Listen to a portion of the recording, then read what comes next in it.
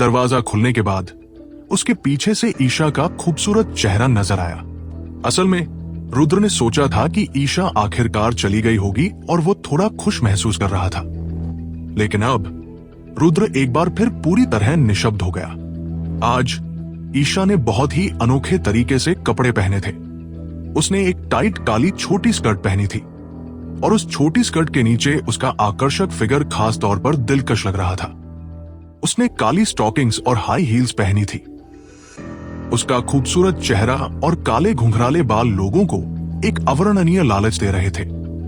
ईशा के पहनावे को देखकर रुद्र खुद को हैरान होने से नहीं रोक पाया। उसकी आंखें सीधे ईशा की खूबसूरत टांगों पर चली गई। वो कुछ कर भी नहीं सकता था। ईशा की लंबी टांगें सचमुच बहुत लुभावनी थी। हालांकि जब रुद्र ने सोचा कि ईशा ने त्यागी फैमिली के मुखिया को कैसे मारा था, तो उसे लगा कि ये महिला एक शैतान की तरह खतरनाक है। ये कहना पड़ेगा कि ईशा एक फरिश्ते और एक शैतान का सही मेल थी। ईशा को शायद एहसास हो गया था कि रुद्र की नजरों में कुछ गड़बड़ है और उसने पूछा, क्या मैं अच्छी लग रही हूं? रुद्र ने अजीब तरह से खांसा और पूछा, तुम क्या कर रही हो? इतनी देर से क्यों लौटी हो? मैं क्या करती हूं, इससे तुम्हें कोई फर्क नहीं पड़ना चाहिए, है ना? ईशा ने रुद्र को ठंडे लहजे में जवाब दिया। फिर उसने अपनी ऊंची एड़ियां उतारी और नंगे पैर सोफे तक भागी, बैठ गई और टीवी ऑन कर दिया। रुद्र ने देखा कि ईशा का उससे बात करने का कोई इरादा नहीं है, इसलिए वह केवल बेबसी से आह भर सका और फिर पूछता रहा, तुम मेरे घर से कब जाने का इरादा रखती हो? जल्दी ही, ज्यादा समय नहीं लगेगा, ईशा ने बेपरवाही से कहा। ठीक है फिर, रुद्र ने बेबसी से सिर हिलाया। फिर वो मुड़ा और आराम करने के लिए बेडरूम में जाने की तैयारी करने लगा। रंजीव से कब निपटने का इरादा है? क्या तुम अपने जरूरी कामों को लगभग भूल ही चुके हो? ईशा ने पूछा। रंजीव अभी वापस नहीं आया है। अगर मैं अभी उससे निपटना भी चाहूं तो उसे ढूंढ नहीं सकता। थोड़ा और इंतजार करते हैं, रुद्र ने हल्के से जवाब दिया। ईशा ने सिर घुमाकर रुद्र को देखा पर कुछ नहीं कहा। इसके बजाय वो वापस मुड़ी और गंभीर भाव से टीवी देखने लगी। रुद्र मुड़ा और आराम करने के लिए अपने कमरे में चला गया। दूसरी तरफ लोधी फैमिली के होटल के अंदर चंदन और रुद्र के साथ हुई घटना के बाद बबीता का जन्मदिन की पार्टी जारी रखने का मन नहीं था, इसलिए उसने कोई भी बहाना बनाया और जल्दी चली गई। जब ग्राहकों ने देखा कि बबीता पहले ही जा चुकी है, तो उनका भी रुकने का कोई इरादा नहीं था। हालांकि आज की घटना की खबर को पूरे बंगाल में फैलने में ज्यादा समय नहीं लगेगा। तब तक प्रांत के पूरे उच्च वर्ग को रुद्र सिंघानिया नाम के एक शख्स के बारे में पता चल जाएगा। लोधी फैमिली की जन्मदिन की दावत में हंगामा खड़ा करके सुरक्षित निकल जाना ही किसी आम आदमी के लिए पूरी जिंदगी डींगे मारने के लिए काफी है। और तो और रुद्र का नितिन मौर्य के साथ एक अस्पष्ट रिश्ता था, जिसने उसकी पहचान को एक रहस्य के पर्दे में डाल दिया। होटल से निकलने के बाद बबीता तुरंत अपने दादाजी के घर गई।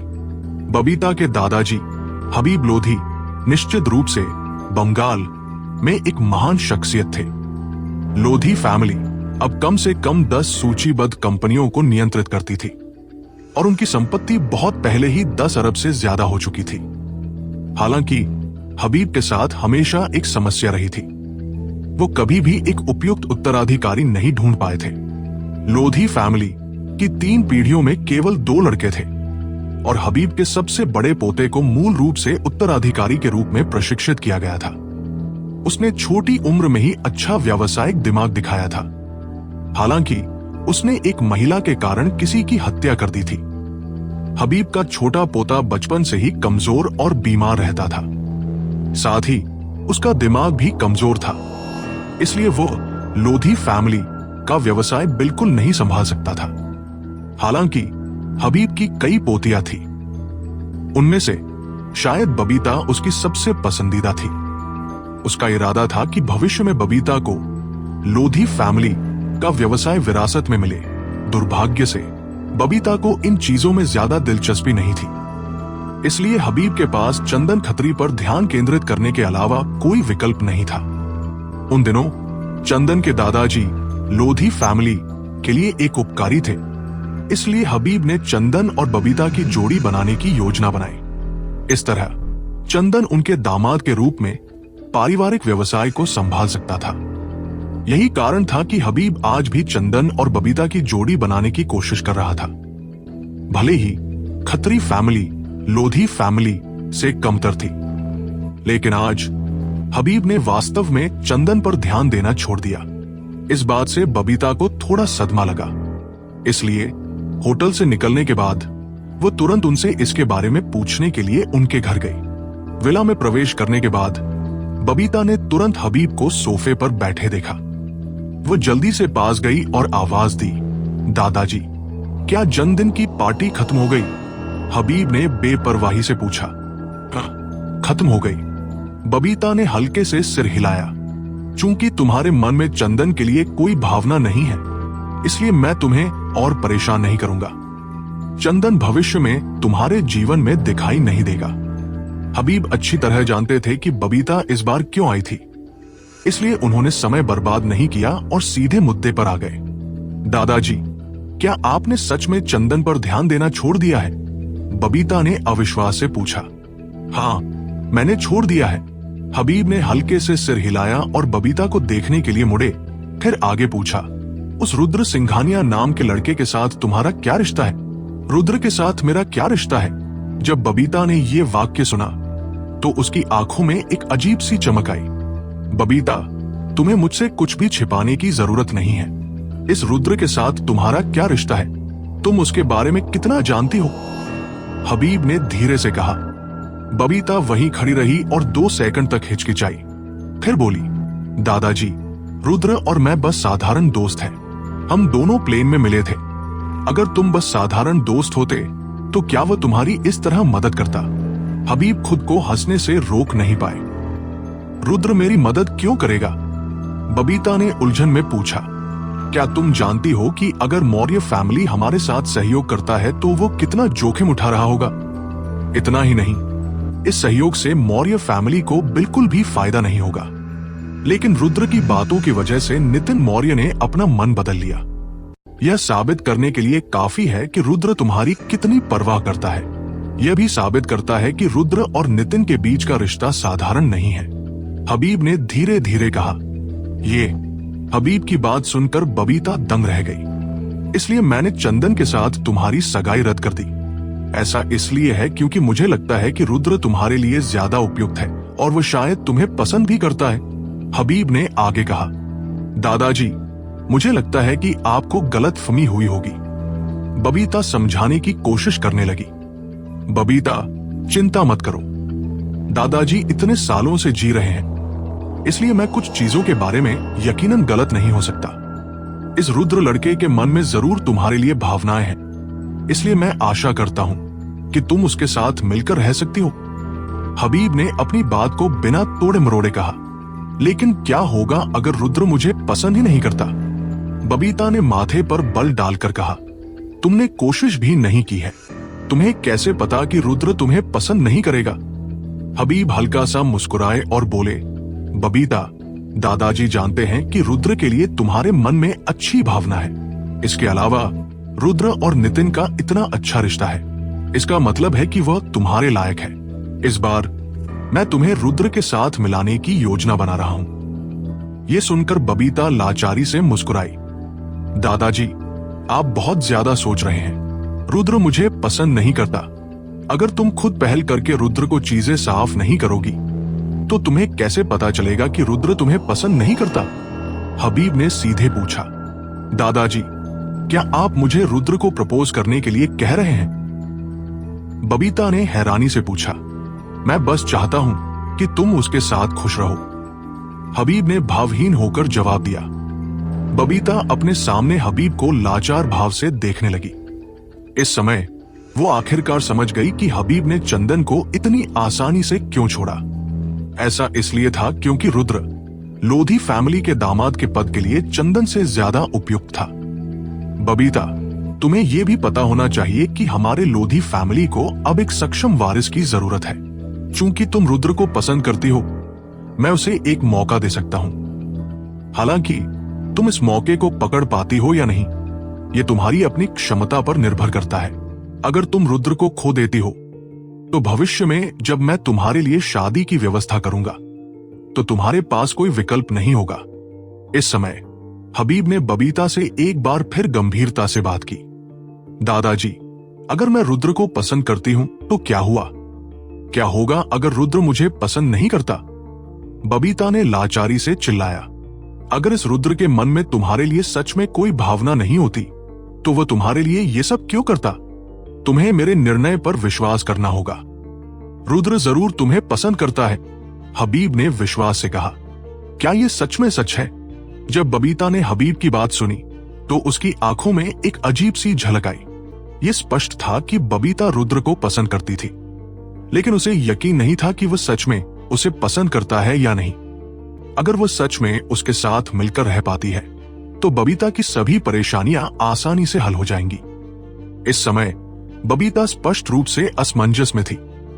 हबीब ने और कुछ नहीं कहा और इसके बजाय चले गए। अगले दिन सुबह 8 बजे रुद्र के उठने के बाद उसने खुद को तैयार किया और न्यू टाउन यूनिवर्सिटी चला गया। चूंकि वह देर से उठा था, जब वह पहुंचा तब तक क्लास शुरू हो चुकी थी। हालांकि स्कूल के व्याख्याता पहले से ही रुद्र के देर से आने या कभी कभी कुछ दिनों तक स्कूल न आने के आदी हो चुके थे, इसलिए उन्होंने ज्यादा कुछ नहीं पूछा और रुद्र को कक्षा में दाखिल होने दिया।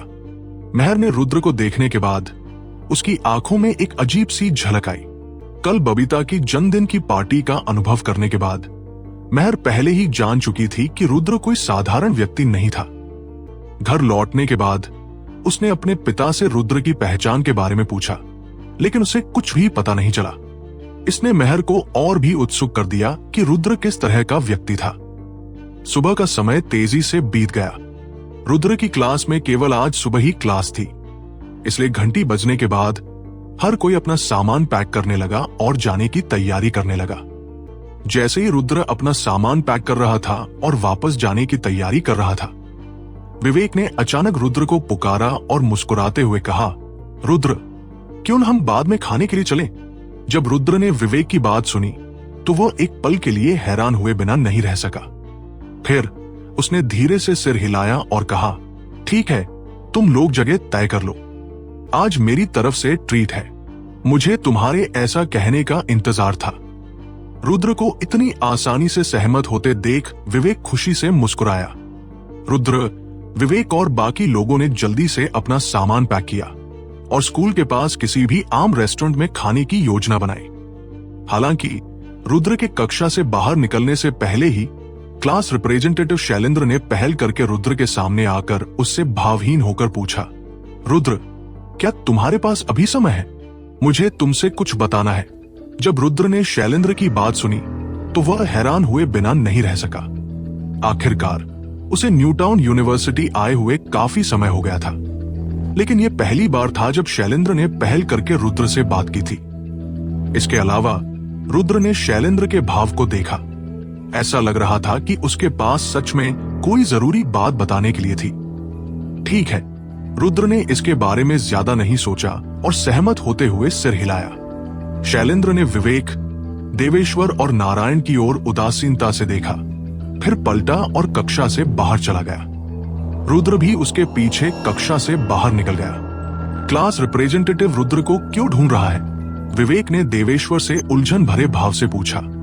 अगर तुम मुझसे पूछोगे तो मैं किससे पूछूं? देवेश्वर ने लाचारी से जवाब दिया। फिर आगे कहा, हमारा क्लास रिप्रेजेंटेटिव हमेशा से अकेला रहा है। वो शायद ही कभी पहल करके दूसरों से बात करता है। मुझे लगता है कि इस बार उसके पास जरूर रुद्र को बताने के लिए कुछ अहम है। क्या तुम बकवास नहीं कर रहे हो? मैं जानना चाहता हूँ कि वो रुद्र को क्यों ढूंढ रहा है। विवेक बड़बड़ाया। मुझे ठीक ठीक नहीं पता कि वो क्या करने जा रहा है, लेकिन उसकी आंखों को देखकर कुछ अच्छा नहीं लग रहा। देवेश्वर ने शांत भाव से विश्लेषण किया। विवेक ने रुद्र और शैलेंद्र की पीठ की ओर देखा और उसकी आंखों में एक अजीब सी झलक आई। अगर उसे अंदाजा लगाना होता तो वह सोचता कि रुद्र ने किसी तरह शैलेंद्र को नाराज कर दिया होगा। दूसरी ओर शैलेंद्र रुद्र को एक सुनसान कोने में ले गया। रुद्र रुका। जो कुछ कहना है साफ साफ कहो। शैलेंद्र ने रुद्र की ओर मुड़कर देखा और पूछा, तुम बबीता को जानते हो? रुद्र ने सिर हिलाया। हाँ, जानता हूं। लेकिन उसे यह अजीब लगा कि शैलेंद्र बबीता की वजह से उसे ढूंढ रहा था। शैलेंद्र ने पूछा, तुम्हारा बबीता के साथ क्या रिश्ता है? रुद्र ने बेरुखी से पूछा, मेरा बबीता के साथ क्या रिश्ता है? इससे तुम्हारा कोई लेना देना नहीं होना चाहिए, है ना? शैलेंद्र ने रुद्र को सिर से पांव तक देखा, फिर भावहीन होकर कहा, मैं तुम्हारे साथ अपनी सांसें बर्बाद नहीं करना चाहता। मैं तुम्हें चेतावनी देने आया हूं कि भविष्य में बबीता से दूर रहना। रुद्र ने मुस्कुराते हुए पूछा, क्यों? शैलेंद्र ने शांति से कहा, क्योंकि बबीता पर पहले ही एक रईस वारिस की नजर पड़ चुकी है, और तो और इस रईस वारिस का बैकग्राउंड, पृष्ठभूमि बहुत चौंकाने वाला है। इसलिए मैं तुम्हें सलाह देता हूं कि बबीता से दूर रहो, वरना तुम्हारी मौत बहुत बुरी होगी। रुद्र ने शैलेंद्र से पूछा, क्या तुम चंदन खत्री की बात कर रहे हो? तुम चंदन को भी जानते हो? शैलेंद्र एक पल के लिए हक्का बक्का रह गया, फिर उसने बात जारी रखी, चूंकि तुम चंदन के बारे में जानते हो, इसका मतलब है कि तुम्हारा बबीता के साथ रिश्ता साधारण नहीं है। हालांकि मैं जिसकी बात कर रहा हूं वो नहीं है। चंदन उस व्यक्ति के सामने कुछ भी नहीं है जिसकी मैं बात कर रहा हूं। वो व्यक्ति अभी न्यूटाउन या देश में भी नहीं है। वो फिलहाल विदेश में है और अगले साल पुणे वापस आएगा। शैलेंद्र के उसे ढूंढने का मकसद जानने के बाद रुद्र ने बेरुखी से जवाब दिया, तुम्हारी याद दिलाने के लिए शुक्रिया। फिर वो मुड़ा और जाने की तैयारी करने लगा। आखिरकार शैलेंद्र जिस किसी की भी बात कर रहा हो, रुद्र उस पर ध्यान नहीं देगा। जब शैलेंद्र ने देखा कि रुद्र जाने ही वाला है, तो उसकी आंखों में एक अजीब सा भाव आया। उसे उम्मीद नहीं थी कि उसकी बात सुनने के बाद रुद्र इतना शांत रहेगा, मानो उसने उसकी बातों को गंभीरता से लिया ही ना हो। जब उसने देखा कि रुद्र ऐसे ही जा रहा है, तो उसने चिल्लाकर कहा, रुद्र, मैंने तुमसे जो कहा वो महज याद दिलाना नहीं था, बल्कि एक चेतावनी थी। शैलेंद्र की बात सुनकर रुद्र मुस्कुराए बिना नहीं रह सका। उसने मुड़कर भावहीन होकर कहा, जिस किसी ने भी मुझे चेतावनी दी है उसका अंत अच्छा नहीं हुआ है, इसलिए मैं तुम्हें सलाह देता हूं कि मुझसे दूर रहो। रुद्र महसूस कर सकता था कि शैलेंद्र उसके सामने पूरी तरह से दुश्मनी से भरा हुआ था, इसलिए रुद्र ने भी स्वाभाविक रूप से कोई नरमी नहीं बरती। तुम? शैलेंद्र की आंखों में गुस्सा झलक आया। रुद्र ने उसके बाद शैलेंद्र पर कोई ध्यान नहीं दिया और मुड़कर चला गया। शैलेंद्र ने ठंडी सांस ली, कितना एहसान फरामोश, और मुड़कर चला गया। कुछ देर बाद रुद्र विवेक, देवेश्वर और बाकी लोगों के पास लौट आया। विवेक ने रुद्र को वापस आते देख उत्सुकता से पूछा, Rudra, class representative, class rape को तुमसे क्या काम था? रुद्र ने टालते हुए जवाब दिया, कोई बड़ी बात नहीं। आखिरकार वह विवेक, देवेश्वर और बाकी लोगों को अपने मामलों में शामिल नहीं करना चाहता था। विवेक ने रुद्र को गंभीरता से देखा और कहा, सच में मुझे क्यों लग रहा है कि शैलेंद्र आज कुछ ठीक नहीं लग रहा था। अगर कोई बात है तो मुझे बताओ, अगर मैं मदद कर सका तो जरूर करूंगा। रुद्र ने तुरंत बात बदलते हुए कहा, चिंता मत करो, सच में कुछ गंभीर नहीं है। अब चलो जल्दी से खाने चलते हैं। तुम लोगों ने कुछ सोचा है क्या खाना है? देवेश्वर ने सुझाव दिया, मैंने सुना है कि हमारे कॉलेज के बगल में एक नया बारबेक्यू रेस्टोरेंट खुला है, उसका स्वाद भी काफी अच्छा लगता है, क्या तुम आजमाना चाहोगे? रुद्र ने बिना सोचे सिर हिलाया। ठीक है। विवेक ने थोड़ी देर सोचा और कहा, हम लड़कों का ही डिनर पर जाना कैसा? क्यों ना हम ऋतुजा, सोनिया और बाकी लोगों को भी बुला ले। रुद्र ने हल्के से कहा, जरूर, मुझे कोई ऐतराज नहीं है, तो मैं उन्हें फोन करता हूं। रुद्र के सहमत होते ही विवेक ने तुरंत अपना फोन निकाला और सोनिया और बाकी लोगों को फोन किया। कुछ ही मिनटों बाद वे रुद्र की क्लासरूम के दरवाजे पर पहुंच गए। सोनिया ने आज स्पेगेटी स्ट्रैप वाली स्कर्ट पहनी हुई थी, जिससे वो बहुत खूबसूरत लग रही थी। न्यूटाउन यूनिवर्सिटी में उसे यकीनन देवी के स्तर का माना जा सकता था। कायरा और बाकी लड़कियां उसके सामने फीकी पड़ रही थी। हालांकि रुद्र ने महसूस किया कि कायरा भी वहां थी और वो विवेक के काफी करीब लग रही थी। रुद्र को याद आया कि विवेक ने कहा था कि उसका कायरा से ब्रेकअप हो गया है, लेकिन इसे देखकर लग रहा था कि वे दोनों शायद फिर से साथ हो गए हैं। रुद्र ने इस बारे में ज्यादा नहीं पूछा। जब उसने देखा कि सब आ गए हैं, तो वह कॉलेज से बाहर निकला। सोनिया भीड़ के पीछे चल रही थी, रुद्र की पीठ को परेशान नजर से देख रही थी। आखिरकार केवल वही जानती थी कि रुद्र की पहचान साधारण नहीं है। बाकी लोगों को रुद्र की असलियत के बारे में कुछ नहीं पता था। रुद्र विवेक और बाकी लोगों के साथ बात करते हुए कॉलेज के गेट की ओर बढ़ने लगा। इसी समय कायरा ने अचानक चिल्लाकर कहा, सामने इतने सारे लोग क्यों हैं? कायरा की बात सुनकर सबने सामने देखा और महसूस किया कि कॉलेज के गेट पर सचमुच लोगों का एक बड़ा समूह जमा था। विवेक स्वाभाविक रूप से तमाशा देखने का इतना अच्छा मौका नहीं छोड़ सकता था, इसलिए उसने सीधे रुद्र और बाकी लोगों को घसीटा और उस जगह पर ले गया। कुछ जरूर हुआ होगा, चलो चलकर देखते हैं। कुछ देर बाद रुद्र और बाकी लोग कॉलेज के गेट पर पहुंचे। बहुत कोशिशों के बाद वे आखिरकार भीड़ के सामने तक पहुंच पाए। जब रुद्र ने भीड़ के बीच खड़ी लड़की को देखा तो वह दंग रह गया। ये लड़की कोई और नहीं, बबीता थी। आज बबीता बहुत खूबसूरती से तैयार थी।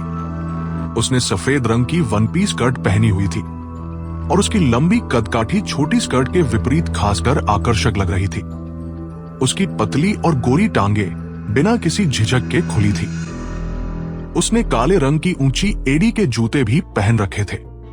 उसका सुंदर चेहरा और उसके गहरे काले घुंघराले बाल एक अवर्णनीय आकर्षण पैदा कर रहे थे।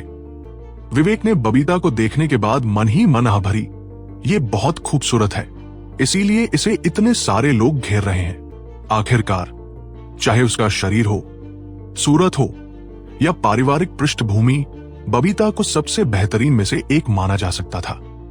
वह जहां भी जाती थी, अनगिनत पुरुषों का ध्यान अपनी ओर खींचती थी। इतने सारे लोगों का उसे घेरना सामान्य था। इस वक्त बबीता किसी का इंतजार कर रही थी, क्योंकि वो बार बार अपना फोन नीचे देख रही थी। रुद्र को इस पर बुरा एहसास हुआ। उसने विवेक और बाकी लोगों से फुसफुसाते हुए कहा, चलो हम खाने चलते हैं। विवेक ने सीधे जवाब दिया, थोड़ा और इंतजार करो, देखते हैं कि क्या हो रहा है। देवेश्वर ने भी जाने का कोई इरादा नहीं दिखाया। हाँ, यहां इतने सारे लोग हैं, कुछ तो चल रहा होगा।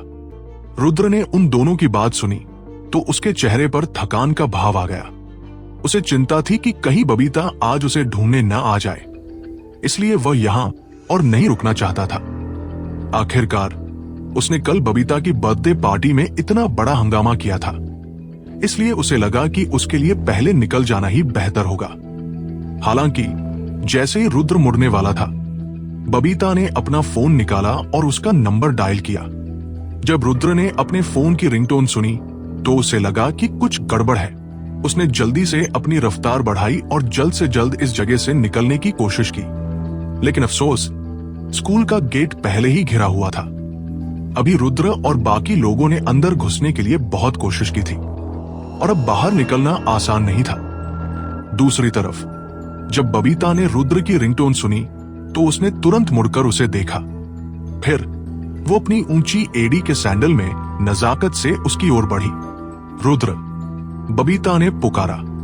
जब रुद्र ने बबीता की बात सुनी तो उसकी आंखों में बेबसी की एक झलक दिखी। वो धीरे से मुड़ा और बबीता को देखकर मुस्कुराते हुए पूछा, तुम यहां क्यों आई हो? मैं तुम्हें ढूंढने आई हूं। क्या अभी तुम्हारे पास वक्त है? मुझे तुमसे कुछ जरूरी बात कहनी है, बबीता ने घबराते हुए रुद्र से पूछा। बबीता की बात सुनकर सब लोग चौंक गए। उनके चेहरे पर अवर्णनीय सदमा था, क्योंकि किसी ने उम्मीद नहीं की थी कि बबीता उसे ढूंढने यहां आएगी। बबीता को न्यूटाउन यूनिवर्सिटी में यकीनन एक सेलिब्रिटी माना जाता था। उन्होंने पहली बार देखा था कि वो खुद किसी लड़के को ढूंढने आई हो।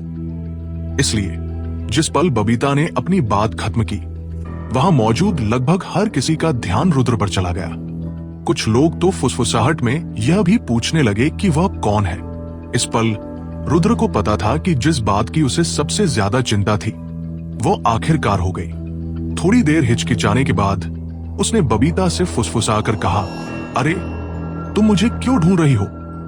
मुझे बाद में अपने दोस्त के साथ खाना खाने जाना पड़ सकता है। रुद्र को लगा कि अगर वो सच में अभी बबीता के साथ चला गया तो न्यूटाउन यूनिवर्सिटी के छात्र यकीनन उसके और बबीता के रिश्ते के बारे में और भी ज्यादा उत्सुक हो जाएंगे। इसलिए उसने सोचा कि क्यों न बबीता को यही सब कुछ साफ साफ बता दे और छात्रों को ये पता चलने दे कि वो उसके साथ बस एक आम दोस्त है। बबीता 2 सेकंड के लिए हिचकिचाई और फिर एक गंभीर लहजे में बोली, मैं तुम्हें किसी और चीज के लिए नहीं बुला रही हूं। मैं बस तुम्हें ये बताना चाहती थी कि मैं तुम्हें पसंद करती हूं। क्या तुम मेरे बॉयफ्रेंड बन सकते हो? अरे, बबीता के इतना कहते ही वहां मौजूद लगभग सभी छात्र दंग रह गए। एक पल के लिए पूरी दुनिया शांत हो गई। इस बीच रुद्र अपने सामने खड़ी बबीता को देखकर पूरी तरह से हक्का बक्का था। उसने कभी उम्मीद नहीं की थी कि बबीता आज उसे ये बात बताने के लिए ढूंढने आएगी। बबीता ने कल रात हबीब से हुई बातचीत के बाद पूरी रात अपनी स्थिति के बारे में सोचा था। वो हबीब के कहने का मतलब अच्छी तरह जानती थी। अगर वह अभी रुद्र के साथ मौका नहीं पकड़ पाई तो लोधी फैमिली भविष्य में यकीनन उसकी शादी किसी और से कर देगी। बबीता पहले से ही रुद्र को पसंद करती थी और उससे शादी करना किसी अजनबी से शादी करने से 1000 गुना बेहतर था। बबीता किसी ऐसे व्यक्ति से शादी नहीं करना चाहती थी जिसे वो पसंद न करती हो। रुद्र ही उसका एकमात्र मौका था। बहुत देर तक सोचने के बाद बबीता ने आखिरकार अपना अभिमान छोड़ा और रुद्र से खुद इजहार करने और अपनी खुशी के लिए लड़ने की तैयारी की। हालांकि बबीता को शायद ये नहीं पता था कि उसका ये इजहार कितना सनसनीखेज होगा। असल में बबीता ने रुद्र को यह बात निजी तौर पर बताने की योजना बनाई थी, लेकिन रुद्र के उसे यही बोलने के लिए कहने के बाद उसे लगा कि इतने सारे लोगों के सामने रुद्र उसे मना करने में बहुत शर्माएगा। इसीलिए उसने वो बात कह दी थी। एक पल के लिए सभी छात्र भौंचक के रह गए। किसी ने उम्मीद नहीं की थी कि बबीता खुद किसी लड़के से इजहार करेगी। और तो और ये न्यूटाउन यूनिवर्सिटी के गेट पर इतने सारे लोगों के सामने ये सच में अविश्वसनीय था। असंख्य लोगों ने अपनी आंखें बड़ी कर ली और रुद्र और बबीता को देखने लगे। उन्हें समझ नहीं आ रहा था कि वे अपनी भावनाओं को कैसे बयां करें। विवेक, देवेश्वर और बाकी लोगों को जैसे कोई भूत दिख गया हो। उनके मुंह खुले रह गए और वे वहीं खड़े रहे। इस पल उनकी भावनाओं को कोई नहीं समझ सकता था। शुरू में उन्हें लगा था कि रुद्र और बबीता बस आम दोस्त हैं। हालांकि किसी ने उम्मीद नहीं की थी कि बबीता खुद रुद्र से इजहार करेगी। शैलेंद्र तो बस वहां से गुजर रहा था, लेकिन जब उसने बबीता की बात सुनी तो वो रुकने और रुद्र को देखने से खुद को रोक नहीं पाया। उसे उम्मीद नहीं थी कि ऐसी स्थिति होगी। यकीनन सबसे ज्यादा सदमे में रुद्र था। ऐसा इसलिए था क्योंकि रुद्र ने शुरू में सोचा था कि बबीता आज रात के लिए उसका शुक्रिया अदा करने आई होगी, इसलिए उसने उसे यही बोलने दिया। लेकिन उसे अचानक इजहार की उम्मीद नहीं थी। इसने पहले से ही सरल मामले को और भी ज्यादा पेचीदा बना दिया। ये लड़का कौन है? हाँ, मैंने इसे अपने स्कूल में कभी नहीं देखा। बबीता को इस लड़के से प्यार कैसे हो गया? इस लड़के में ऐसा क्या खास है? मुझे सच में नहीं पता कि बबीता क्या सोच रही है। उसने इतने सारे अमीर वारिसों को छोड़ दिया और वास्तव में एक ऐसे सामान्य दिखने वाले लड़के से प्यार कर बैठी। हाँ, मैंने सुना है कि हमारी न्यूटाउन यूनिवर्सिटी में काफी अमीर वारिस हैं जो बबीता का पीछा कर रहे हैं। वहां मौजूद छात्रों ने तुरंत फुसफुसाना शुरू कर दिया। आखिरकार ये मामला बहुत चौंकाने वाला था। जल्द ही ये खबर पूरी न्यूटाउन यूनिवर्सिटी में फैल जाएगी और विश्वविद्यालय की सबसे गर्म खबर बन जाएगी। लोधी फैमिली की सबसे बड़ी बेटी बबीता एक ऐसा अस्तित्व थी जिसका अनगिनत पुरुष पीछा करते थे। अब उसने एक अत्यंत सामान्य दिखने वाले लड़के से इजहार कर दिया था। इस तरह की कहानी तो सिर्फ टीवी सीरियलों में ही देखने को मिलती थी। मुझे सच में नहीं पता कि बबीता क्या सोच रही है। इस आदमी में क्या खास है? हाँ, बबीता कहीं बहकी तो नहीं गई। दूसरी ओर वहां मौजूद पुरुष छात्र रुद्र को ईर्ष्या और जलन से देख रहे थे। ऐसा इसलिए था क्योंकि उन्हें लगा कि रुद्र जैसा व्यक्ति बबीता के लायक नहीं है।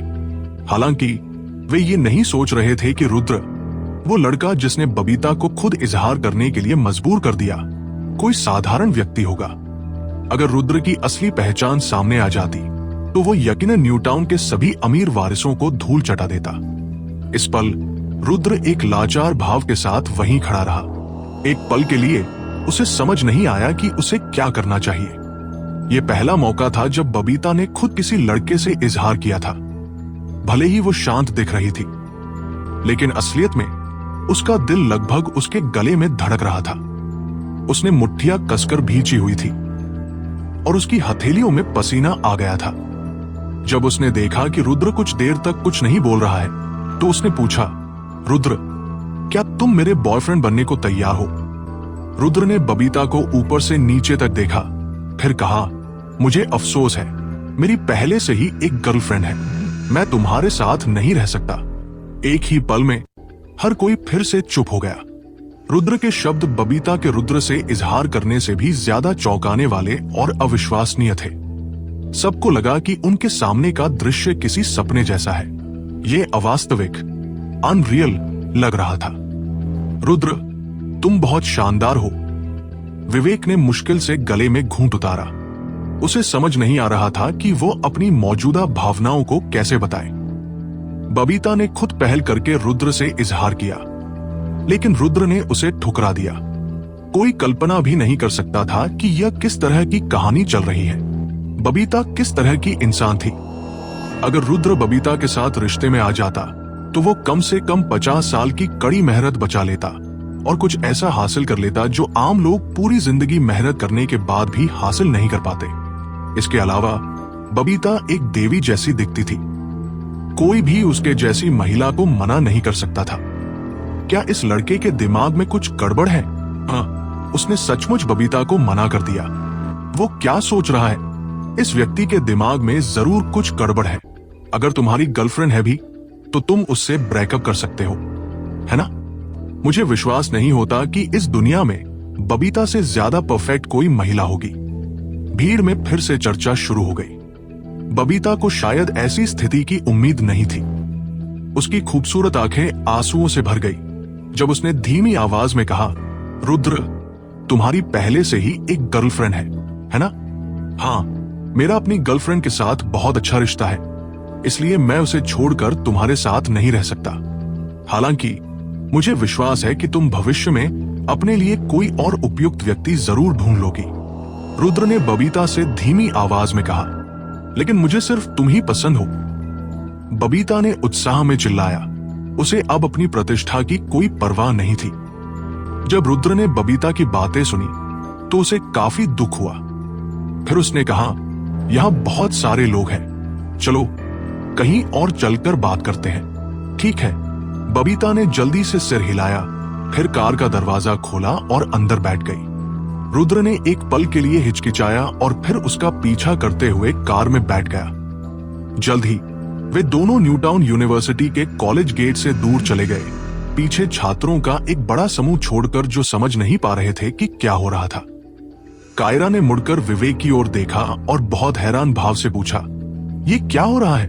जब विवेक ने कायरा की बातें सुनी तो उसका चेहरा थोड़ा लाचार था। मुझे भी नहीं पता।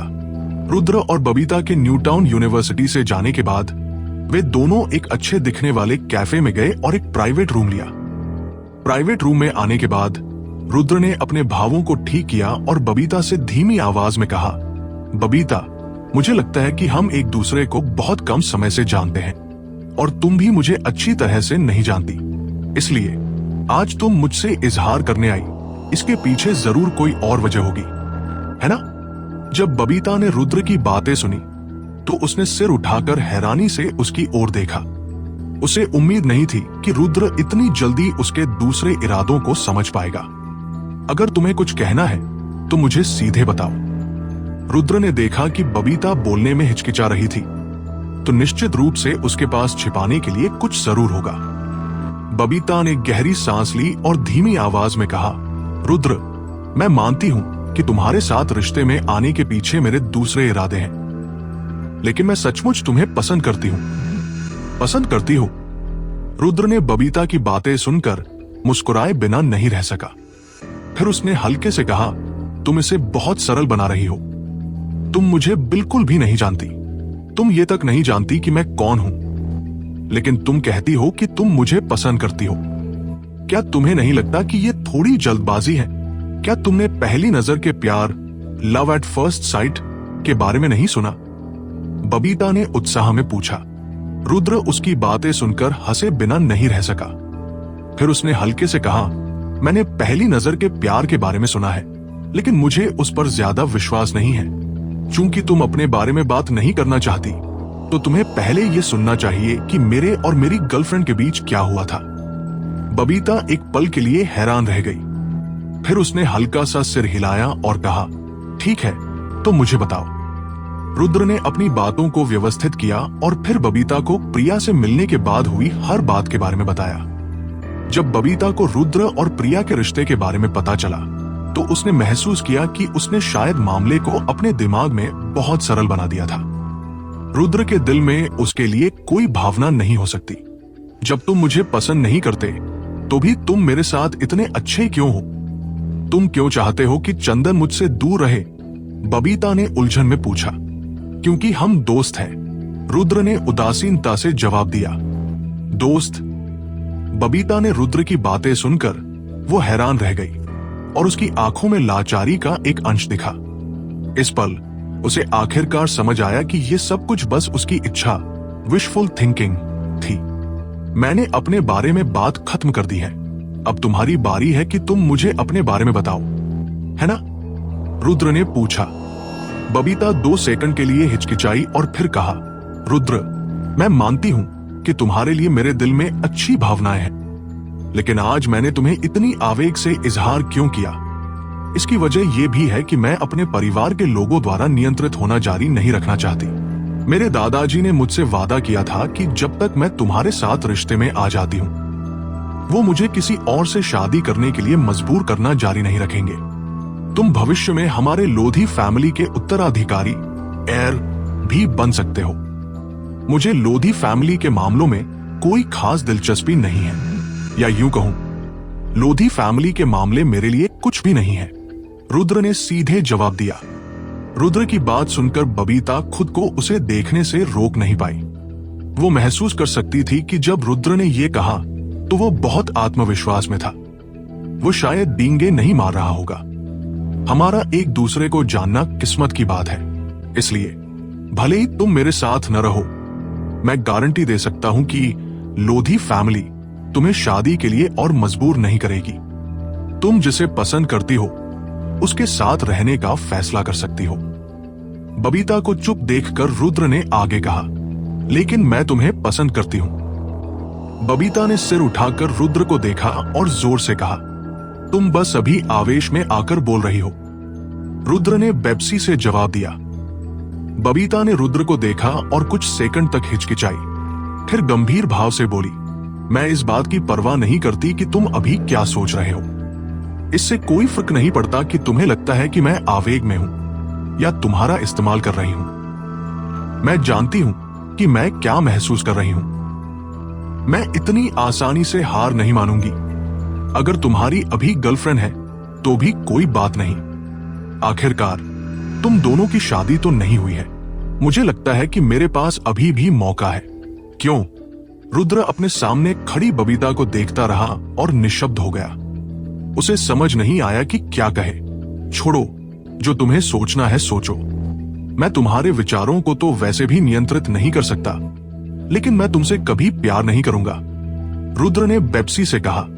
भले ही तुम मुझे पसंद न करो तो भी कोई बात नहीं, किसी भी हाल में मैं तुम्हें पसंद करती हूं। बबीता ने जिद्दीपन से जवाब दिया, जो तुम्हें करना है करो, देर हो रही है, मुझे अब वापस जाना है। रुद्र सचमुच इस बारे में बबीता के साथ और बहस नहीं करना चाहता था, इसलिए वो खड़ा हुआ और जाने ही वाला था। तुम नहीं जा सकते। रुद्र को जाते देखकर बबीता ने जल्दी से हाथ बढ़ाया और उसे वापस खींच लिया। बबीता, मैंने तुम्हें सब कुछ समझा दिया है, मैं क्यों नहीं जा सकता? रुद्र मुड़ा और बेबसी भरे अंदाज में बबीता को जवाब दिया। तुमने अभी अभी इतने सारे लोगों के सामने मुझे इनकार कर दिया और मुझे सबके सामने शर्मिंदा किया। तुम्हें आज इसकी भरपाई करनी होगी।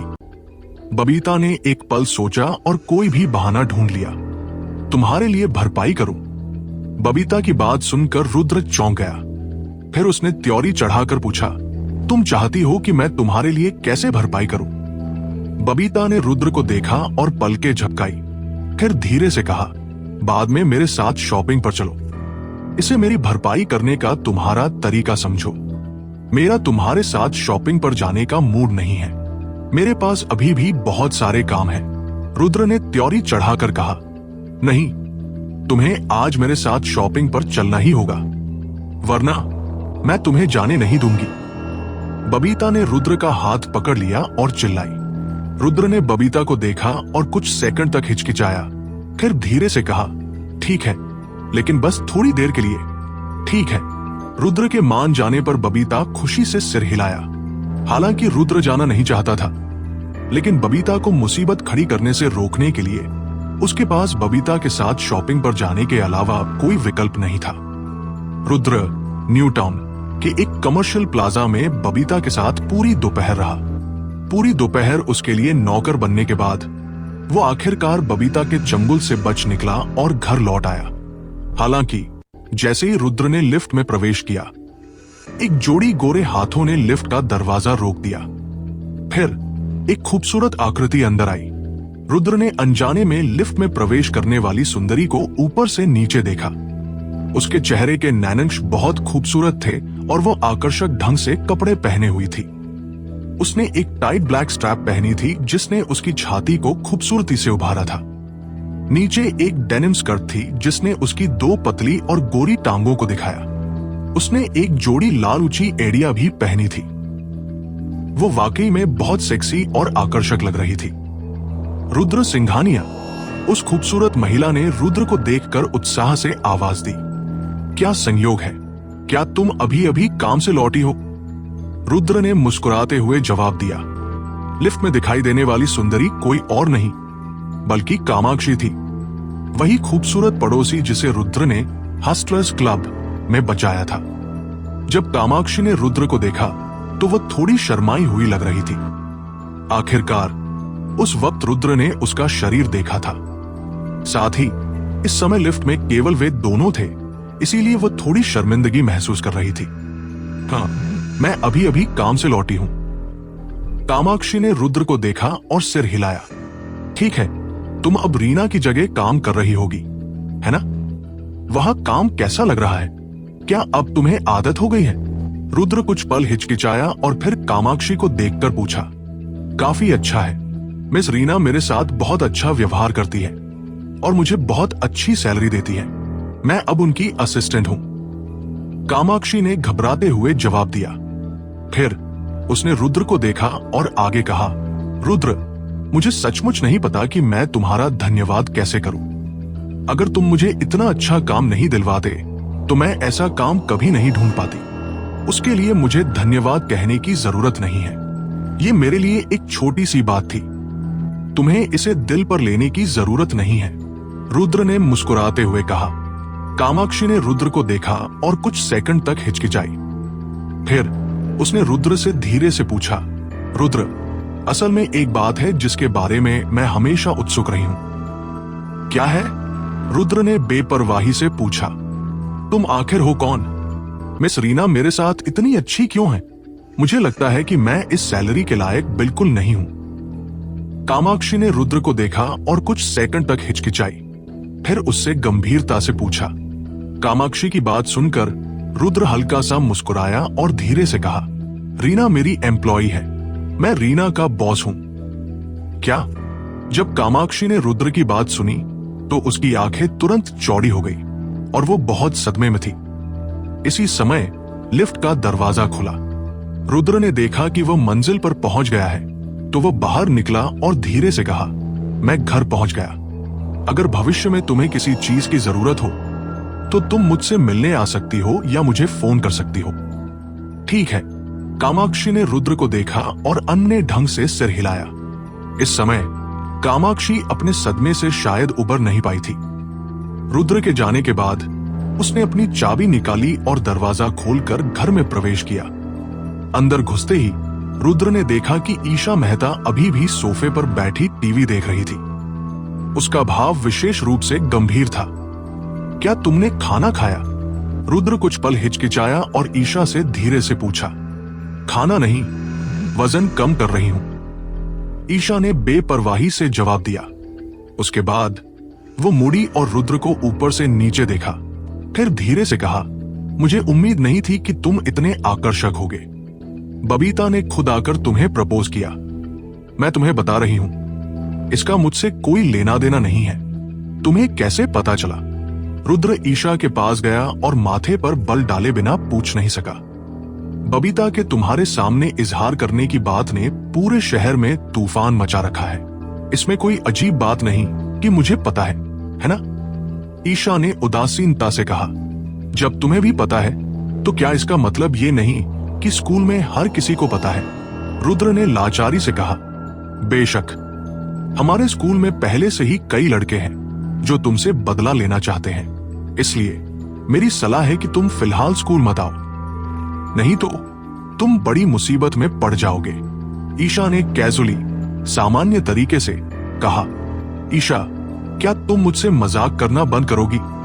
अगर मैं अब न्यूटाउन यूनिवर्सिटी में नहीं रह पाया तो इसमें तुम्हारा भी कोई फायदा नहीं होगा।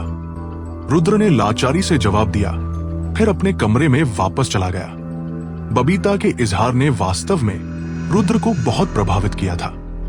अब न्यूटाउन यूनिवर्सिटी के सभी छात्रों को इस बात का पता था और बबीता के इतने सारे चाहने वाले थे, इसलिए रुद्र यकीनन सबकी नजरों में चढ़ गया था।